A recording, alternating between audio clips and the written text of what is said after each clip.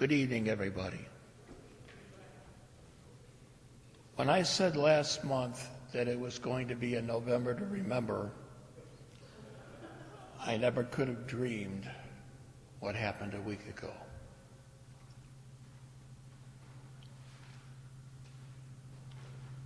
Just one short week ago, another horrendous attack on human life was committed, this time in beautiful Paris.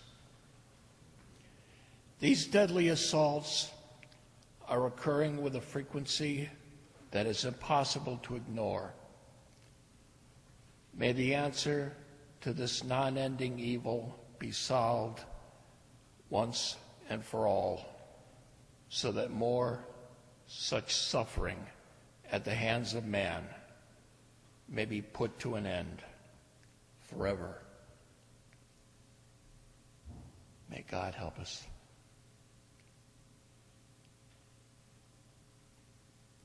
In view of this latest tragedy, please permit us to help ease at least a little bit uneasiness by taking you all with us on another trip back to those golden days of radio which so many of us enjoyed.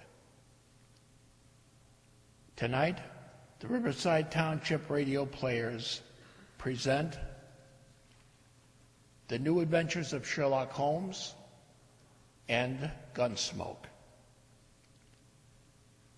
Let's start with The New Adventures of Sherlock Holmes. That ran from October 2nd, 1939 until July 7th, 1947. But the BBC had a series of the same name, and NBC reran this series in 1955. During this period, Sir John Gielgud portrayed Sherlock Holmes, and Sir Ralph Richardson played Dr. Watson in a memorable radio series. This program that is being done tonight is part of that rerun series. Now, I've got a question. Does anybody know what the name of this show refers to? The name of the show is The Golden Pince. It's French. And they are little glasses that are put on the bridge of the nose and they clip on, okay?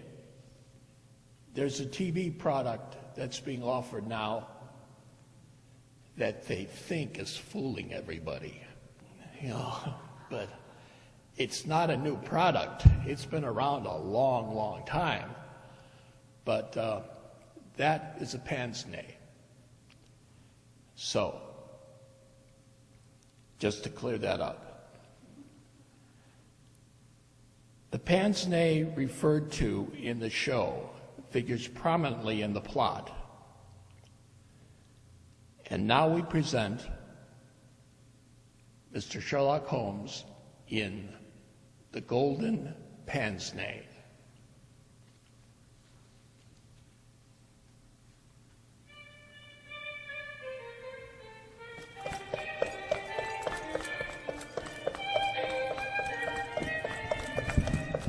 The Adventures of Sherlock Holmes, the original and immortal stories of Sir Arthur Conan Doyle, dramatized anew, with Sir Ralph Richardson as Dr. Watson and Sir John Gielgud in the role of Sherlock Holmes.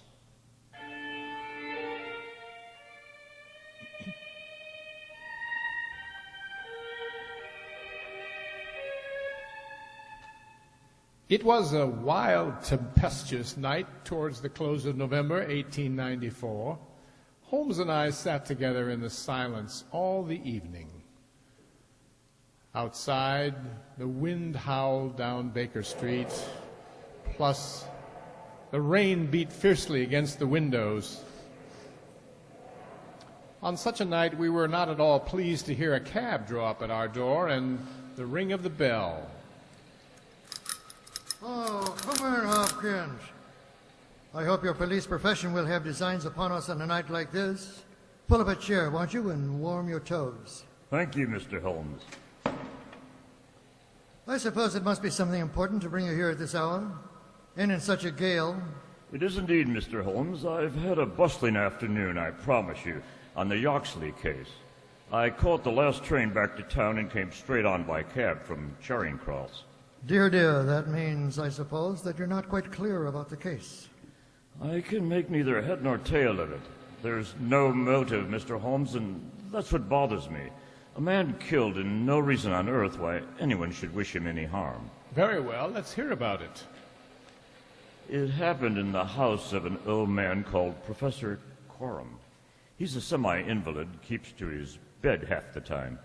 An elderly maid and a housekeeper look after him, both of excellent character. The professor's writing a book on Coptic manuscripts, keeps a secretary to help him. The last, Mr. Willoughby, quiet, hard-working fellow. Mr. Willoughby Smith was the third one he had, and a young man straight from the university. Yet this was the fellow who met his death this morning in the professor's study under circumstances that can only point to murder. It was between 11 and 12 this morning. Susan Tarlington, the maid, was hanging some curtains in the upstairs front bedroom. Professor Coram was still in bed. He seldom rises before midday. The housekeeper was busy at the back of the house. Willoughby Smith had been in his bedroom, which he uses as a sitting room. The maid heard him come out of his room, go along the passage, and downstairs to the study below. A minute or two later, there was a dreadful cry from that room. Ah! A wild horse scream. At the same instant, there was a heavy thud, which shook the whole house. Then, silence. The maid stood petrified for a moment, then recovering her courage, ran downstairs. The study door was shut, and she opened it. Inside, Mr. Willoughby Smith was stretched on the floor. The blood was pouring from a wound in his neck. On the floor nearby was a blood-stained stiletto. She recognized it as the one the professor kept on his desk and used as a paper knife. I take it that the young man was already dead. At first the maid thought so, but when she poured some water over his forehead, he opened his eyes for a second. Oh, sir. What's happened? Oh, tell me. The professor, it was she. Those were his last words. He tried desperately to say something else. Then he fell back dead. The housekeeper arrived just after he'd died. Leaving Susan with the body, she hurried to the professor's room. He was sitting up in bed, terribly agitated. The housekeeper told him what had happened. You questioned the professor, of course. Oh, yes. He says he heard the distant cry, but nothing more. His first action was to send for the police. I've been put in charge of the case, Mr. Holmes, but I'm so baffled. I've come to you as a friend. Well, we must see what we can do. Can you give me some idea as to the disposition of the rooms? You say the study door was closed. Was that the only door to that room?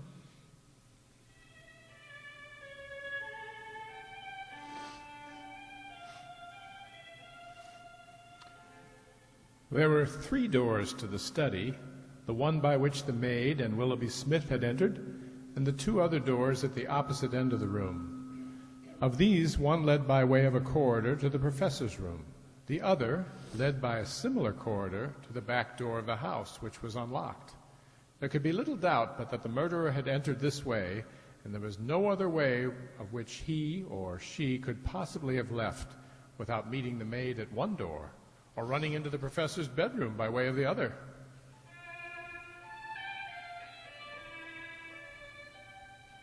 The path to that door was saturated with rain and would certainly have shown any footmarks. My examination showed me that I was dealing with a cautious and expert criminal, but there were no footmarks to be found on the path. But the glass verge was trodden down. My inquiries proved that it could only have been trodden down by the murderer. Well. Now these tracks on the grass, coming or going, or both? It was impossible to say. There was never any outline. Large footprints or small ones? I wasn't able to make them out. Well, it's been pouring with rain and blowing a hurricane ever since. They'll be harder to read tomorrow morning. Anything else? In the study, there's a desk, a bureau, and a cupboard. The professor assures me that nothing is missing, so it seems certain that robbery was not the murderer's aim. How about the wound on the body? The stab was on the right side of the neck and from behind, so that it's almost impossible it could have been self-inflicted. Unless he fell on the knife. Exactly. The idea crossed my mind, but the knife was some feet away. And then the man's dying words. But most important of all, the dead man had a small object tightly grasped in his right hand. Well, Watson, what do you make of these? The object was a pair of gold-rimmed spectacles. More properly, a golden pince-nez, a type of glass which clip onto the bridge of the nose. From it hung two broken ends of a black silk cord. Holmes examined the glasses with the greatest attention. He held them on his nose. He tried to read through them. He looked out the window. Then he handed them back to Hopkins with a chuckle. My dear Hopkins, wanted, a woman of good address, attired like a lady. She has a remarkably thick nose with eyes that are set close upon either side of it, a puckered forehead, a peering expression, and probably rounded shoulders, as she has been to an optician at least twice during the last 2 months. It should be easy enough to trace her. But how did you find all that out? Simplicity itself. From their delicacy and the dying man's last words, I deduced they belonged to a woman. Anybody who wore such expensive and elegant glasses would be pretty sure to be well dressed. The width of the clips tells me she has a broad nose, and the position of the lens tells me that her eyes are set closely together. You will see that the glasses have unusual strength. A lady whose vision is so contracted is sure to have the physical characteristics of such vision. The forehead, the eyelids, the shoulders. But how do you arrive at the double visit to the optician? The clips are lined with tiny bands of cork, one newer than the other, both comparatively new. They exactly correspond, so I presume the lady went to the same optician for both. Well, Hopkins, if you have nothing more to tell me, I suggest we all turn in for the night. You'll be quite comfortable on this sofa, I believe. And in the morning we can make an early start.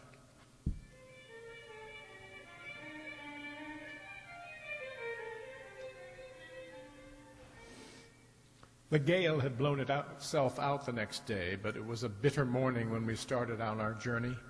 We saw the cold winter sun rise over the dreary marshes of the Thames and the long, sullen reaches of the river. But at last we reached the end of our journey. This is the garden part of which I told you, Mr. Holmes. And which side were the marks on the grass? Oh, this side. You can't see them now, I'm afraid, but they were clear enough yesterday. Yes. I can see someone was walked along it. The lady must have picked her way very carefully, mustn't she? Not very wide. And you say she must have come back the same way. She must have done. There was no other way open to her. A remarkable performance. Quite remarkable. One thing we can be sure of. The murder was not premeditated, or the lady would have brought some weapon with her rather than picking up that paper knife off the desk. Well, let us go into the house.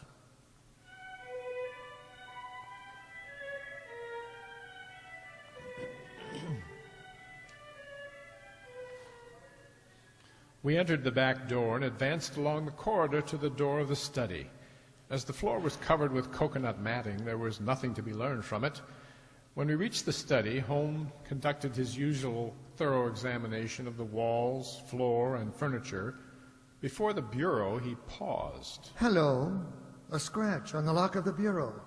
Pray ring for the maid, will you, my dear Watson? Why didn't you tell me about this, Hopkins? You'll always find scratches around a keyhole, surely. Yes, but this is quite a recent one. Did you ring, sir? Yes, I did. When was this room dusted last?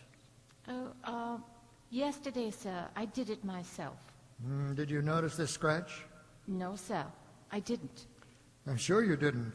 A duster would have swept away those shreds of varnish I can see through my glass. Who has the key to this bureau? The professor keeps it on his watch chain. It was in his bedroom with him at the time of the murder. Very good. We seem to be making a little progress. Our lady enters the room, advances to the bureau, and either opens it or tries to do so. While she's thus engaged, Willoughby Smith enters the room. In her hurry to withdraw the key, she makes the scratch near the lock. He seizes the intruder, and she, snatching up the nearest object, which happens to be the stiletto, strikes him in the neck to make him let go his hold. Smith is fatally wounded, falls to the floor, and his assailant escapes either with or without the object for which she came. Now then, Susan, could anyone have got away through that door over there at the time you heard the cry? Oh, no, sir. It's impossible. I'd have seen him in the passage. Thank you. And you were quite right about the exit, Hopkins. The lady must have gone out the way she came in. But what about this third door? I think you said that leads to the professor's room. There's no other exit by it from the house that way. No, sir, no. And anybody could have hidden in the corridor without being found by the housekeeper when she ran to tell the professor what had happened. Well, let us go and make the professor's acquaintance. Oh, this corridor also is lined with coconut matting, I see. Oh, what of that? Do you think it is important? Well, I don't insist upon it, but no doubt I'm wrong, but it seems to me to be suggestive. Come along, I'm anxious to meet the professor.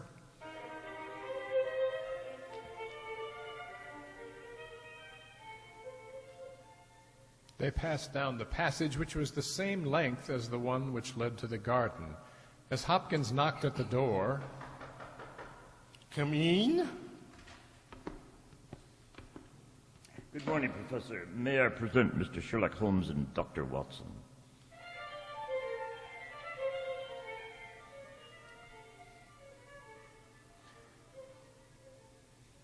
it was a large room, and books, as they overflowed from their shelves, lay in piles on the floor and around the bed, were stacked in heaps at the side of a huge bookcase. The bed was in the center of the room, and on it, propped up with pillows, was the owner of the house. A cigarette glowed amid the tangle of his white beard. The air of the room was stale with tobacco smoke. As he held out his hand to Holmes, I perceived that it also was stained yellow with nicotine. Well, Mr. Holmes, this is a surprise. A smoker, Mr. Holmes? Pray, take a cigarette. And you, sir? No, thank you. I can recommend them, for I have them specially prepared by Ioannidis of Alexandria. He sends me 1,000 at a time. But I grieve to say I have to arrange for a fresh supply every fortnight.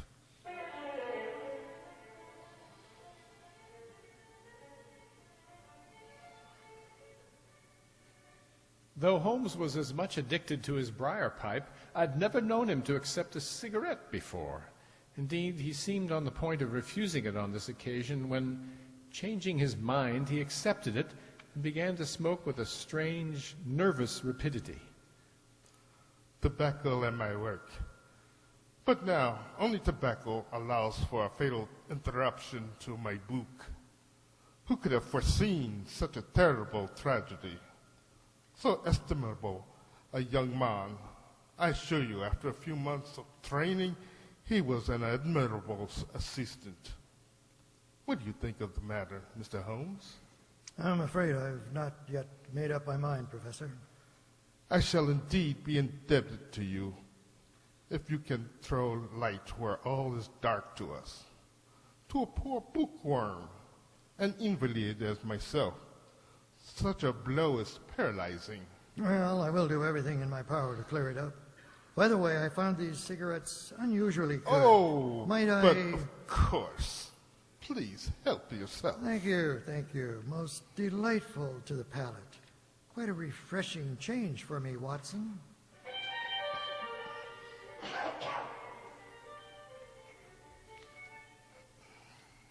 and smoking with a rapidity I'd never seen before, Sherlock Holmes began to pace up and down the bedroom.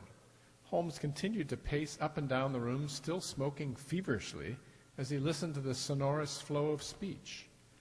That pile of papers on the table there is my magnum opus, a work which will cut deep into the very foundation of revealed religion. I won't trouble you with any lengthy cross-examination, since I gather you were in bed here when the crime was committed and could not possibly know anything about it. I would only ask this. What do you imagine the poor fellow meant by his last words? The professor. It was she. Susan is a country girl, Mr. Holmes, and you know the incredible stupidity of the class.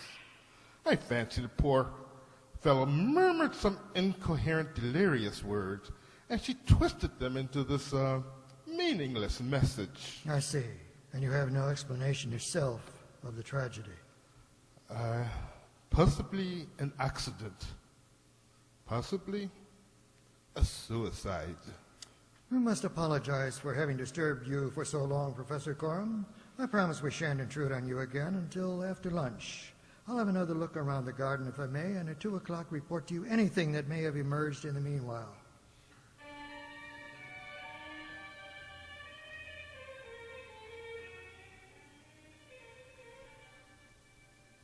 We withdrew from the bedroom and made our way out into the garden. Holmes was curiously distant, and we walked up and down in silence. At last I broke in on his thoughts by asking him whether he'd found any clue. It all depends on these cigarettes I smoked. It's possible I'm quite mistaken, of course, but those cigarettes will show me... My dear Holmes, how on earth could the Well, cigarettes... well, you'll see for yourself. If not, there's no harm done. Ah, there's the housekeeper. I should like a word with her.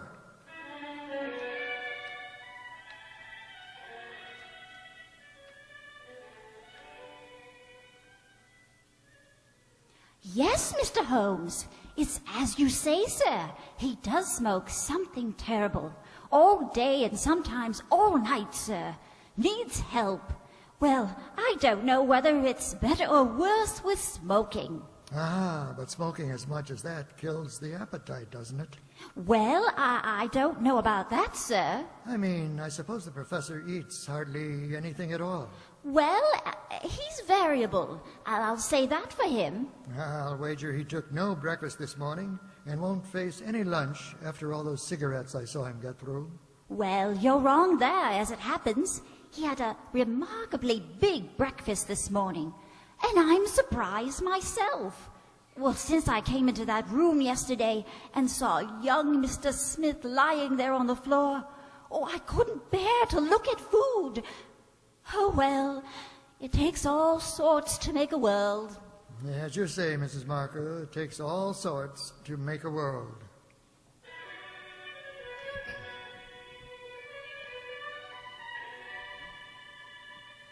We loitered the rest of the morning in the garden. Susan, who waited upon us at lunch, volunteered the information that Mr. Smith had been out for a walk the previous morning and had only returned some half an hour before the tragedy occurred.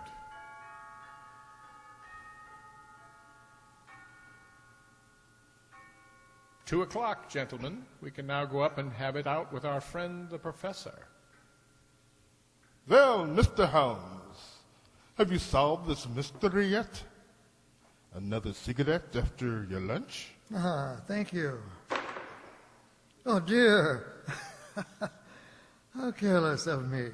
Here, let me pick them up. They're wonderful. How far they roll. There. I think that's the last. No harm done. As for the mystery, yes, I've solved it. You have? Indeed. Out in the garden? No. In here. Very well, Mr. Holmes. I shall be very interested. Yesterday, a lady entered your study. She came with the intention of possessing certain documents which were in your bureau.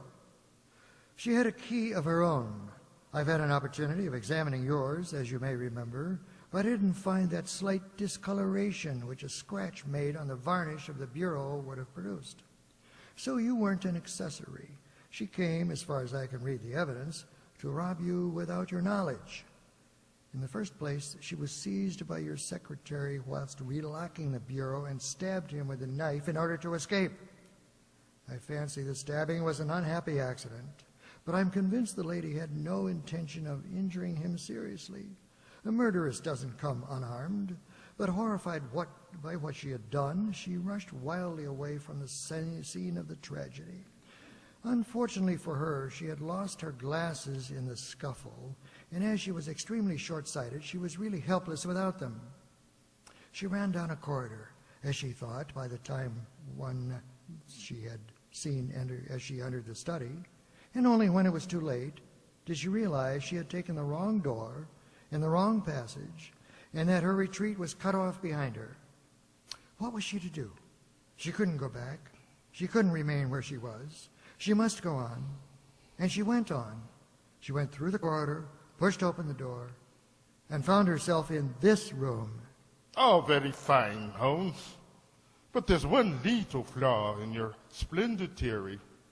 I myself was in this room, and I never left it during the whole day. Yes, I'm quite aware of that, Professor Corum. And you mean to say I could lie in bed and not be aware that a woman had entered my room? I never said so. You were aware of it. You spoke to her. You recognized her. You aided her to escape. You're mad. You're talking insanely. I helped her escape? Where is she now? There.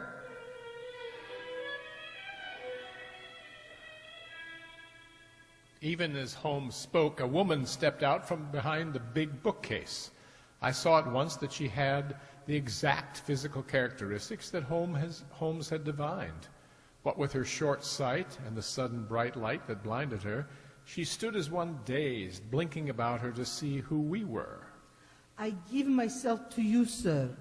I am your prisoner. From where I stood, I could hear everything, and I know that you have learned the truth. I confess it all. It was I who killed the young man. I have only a little time here, but I would have you know the whole truth. I am this man's wife. He is a Russian, but his name I will not tell. God bless you, Anna.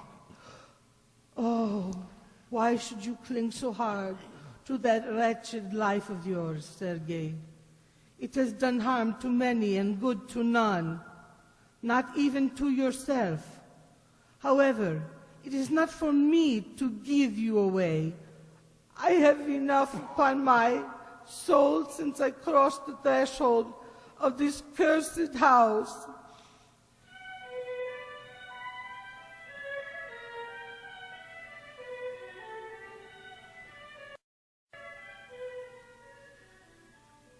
The story she told us was almost incredible in its characters and setting. Russia, Siberian prison camps, annihilists. Both the professor and she, his wife, had been engaged in revolutionary activities many years before. Along with their comrades, they were arrested. In order to save his own life, her husband had betrayed not only his own friends, but her as well. She and the others had been sent to Siberia. The professor had been set free and had come to England under an assumed name.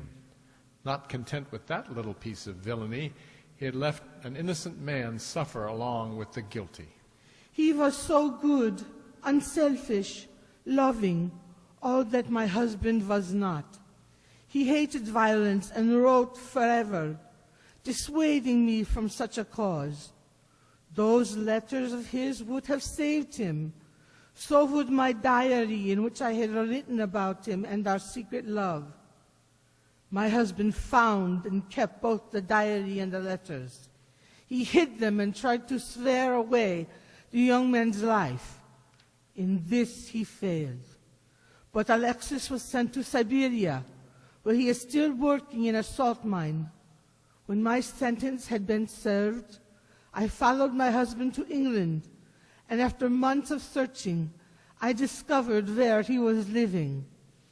My one aim was to get my hands upon those letters and a diary and give them to the Russian government to make them release my innocent friend.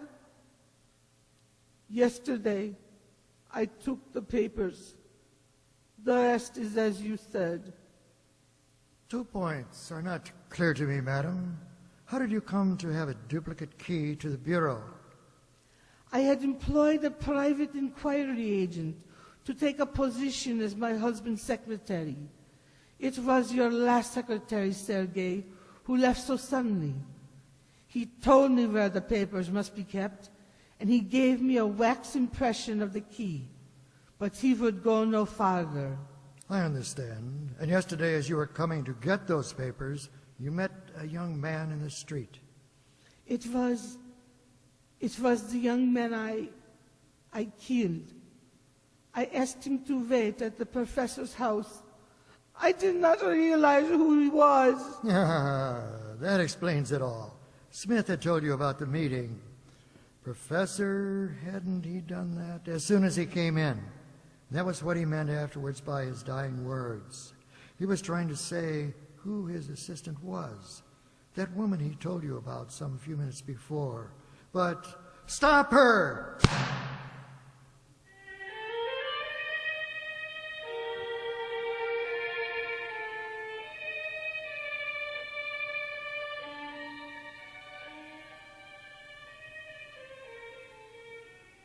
Alas, we were too late to save her. Even as Holmes saw the glint of the gun, she had shot herself in the breast. With her dying breath, she charged him with seeing that the little package of letters and the diary should be given to the Russian embassy in London, which, in due course, they were.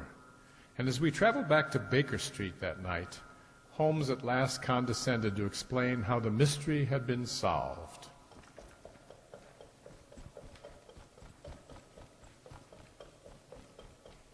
A simple case, yet in some ways an instructive one.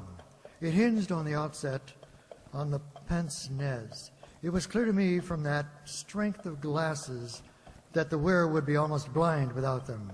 She would certainly not have been able to pick her way 100 yards along a narrow grass verge to the gate. As there was no other way that she could have escaped, it occurred to me that perhaps she hadn't escaped at all. When I saw that both corridors were covered with coconut matting, I began to wonder whether she hadn't mistaken one for the other and burst in on the professor in his room. So I examined that room thoroughly. I noticed that although books were piled all over the floor, they were not piled in front of that big bookcase in the corner. And I began to wonder whether the mysterious lady might not still be hiding behind it, since she had no possible chance of escaping later with the police guarding the premises. So I spilled a lot of cigarette ash just in front of the bookcase. You remember how many cigarettes I smoked, and waited until the professor had had his lunch. Then I upset his box of cigarettes in order to examine the ash. I'd been right. It was trodden down by someone who had stepped from behind the bookcase while we were at our lunch. In fact, I was not at all surprised to find how heartily the professor had been eating since the tragedy, for he had needed to order enough for two.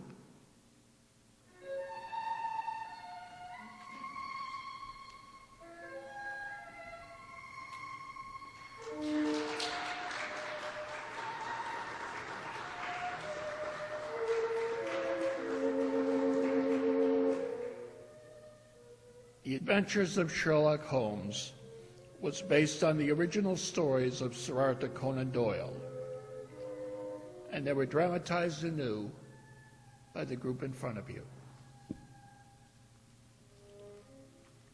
Sherlock Holmes was played by Herb Thompson.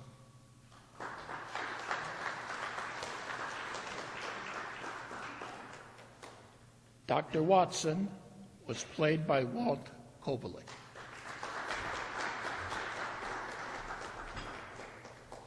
The professor was portrayed by Andre Dixon.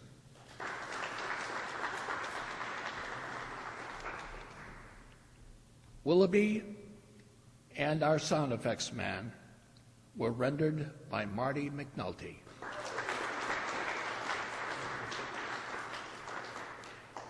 Hopkins was portrayed by Dave Sanchi.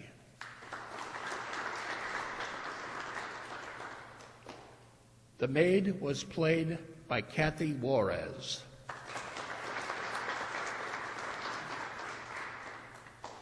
The housekeeper was played by Donna Amesmeyer.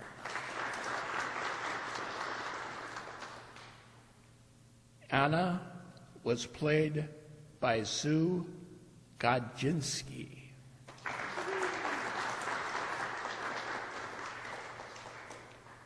And the announcer was played by me, Tom Duggan.